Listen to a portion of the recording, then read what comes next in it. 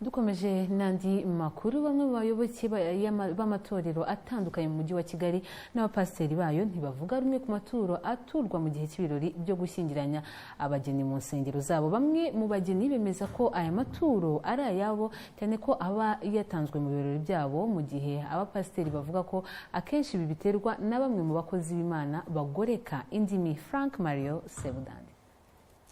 Abakristo bamwe basezeranye imbere y'Imana mu matorero yabo ntibahabwe amafaranga y'amaturo ngo abafashe nyuma y'ubukwe. Baranenga amatorero ayikubira kuko ngo abenshi mu batura baba bazi ko batwerereye abageni. Yewe nagiye mu bukwe bw'abageni hano bagiye mu rusengero, baratubwira ngo dutange amaturo dufasha abageni.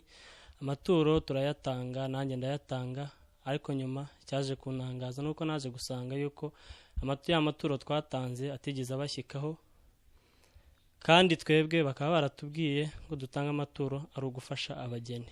Mu by'ukuri nanjye narasezeranye, hari ni mu itorero ryanjye nasezeraniyemo. Gusa ayo maturo uko byagenze ni ukuvuga ngo imiryango yanjye n'iy'umukobwa yaturaga ituro, ariko iryo turo mu by'ukuri ryajyaga ku ruhande rw'itorero ntiryajyaga ku ruhande rwanjye. Uwo munsi rero wakagombye kuba uwabo kuri byose. Iryo turo rero ryakagombye gutangwa, ryakagombye kuba ari iry'abageni. Ibi ariko bitandukanye na bamwe bishimira ko bahabwa ayo maturo, bityo ibyo bakaba babyumva nk'amateka. Aha ni mu rugo rwa Ngwenderi Geoffrey ndetse na Kabatesi Yvonne. Aba rero bakaba baherutse gukora ubukwe mu minsi ya vuba ahangaha, bakaba bishimira cyane igikorwa gikomeye cyane bakorewe n'itorero ryabo ubwo bahabwaga amafaranga y'ituro. Abantu benshi bavuga ngo crise, ngo nyuma y'ubukwe nibwo umuntu aba afite crise n'iki, ariko nta mafaranga yadufashije kwiestablishinga mu rugo, nta mafaranga adufasha mu kwakira abashyitsi baza badusanga, nta mafaranga adufasha kugura utuntu tumwe usanga utaraguze mbere wagombaga kwitegura. Ibyo byose n'ibibazo tutigeze duhura nabyo kubera ko cyaci yaradutwerereye muri make ari amaturo barayaduhaye, kandi nk'uko twatangiye tubivuga nta mafaranga yatugiriye akamaro.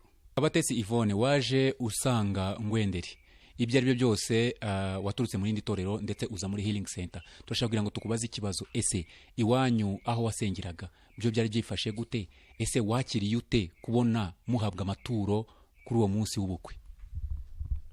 Byaranshimishije cyane. Iwacu aho nasengeraga nta byari biriyo. Amaturo nyine baraturaga, akaba amaturo ya caci, ntago bayahaga kapoze. Gusa iki kibazo gisobanurwa gutandukanye na bamwe mu bapasiteri b'insengero zitandukanye. Ubwo twafashe icyemezo nk'itorero rya Healing Center, tuvuga yuko abantu bagiye gukora ubukwe tubakorera service ku buntu, yaba ari ukubigisha, yaba ari kubasezeranya, ariko none umunsi w'ubukwe nyirizina abantu bataye ubukwe twabwira yuko bakwiriye gushyigikira abo bana cyangwa se barumuna babo cyangwa se abashuti zabo, bakabashyigikira muri ubwo buryo. Noneho ikiswe ituro tukabihinduramo twavuga ko ari intwererano y'umukwe n'umugeni bashinzwe. Urumva ubundi itorero ry'Imana ntabwo ryagombye kubeshya abantu. Niba mufite umuco wo gutura ituro nk'ishimwe ry'uko ko hariho n'abantu bajya batanga amashimwe, niba ari umuco mufite nimukomeze mu muco wanyu, ariko rero wibeshya abantu ngo tugiye gufasha abageni niturangiza amafaranga yatware. Ntabwo biba ari byo. Niba ari ugufasha itorero ushatse bavuga uti mutura amaturo, ariko aya maturo kanabisobanura neza yuko aguma mu mufuka w'itorero atajya mu mufuka w'abageni. Kugeza ubu ntabwo haragaragara umubare w'amatorero aharira abageni amaturo yatuwe ku munsi w'ubukwe bwabo. Gusa usibye iby'amaturo, hari n'amatorero ubanza kwishura ngo bakunde bagusezeranye, cyangwa ugatanga amafaranga ya kosiyo wakererwa n'uyasubizwe. Frank Mario Sebudandi, Televiziyo y'u Rwanda i Kigali.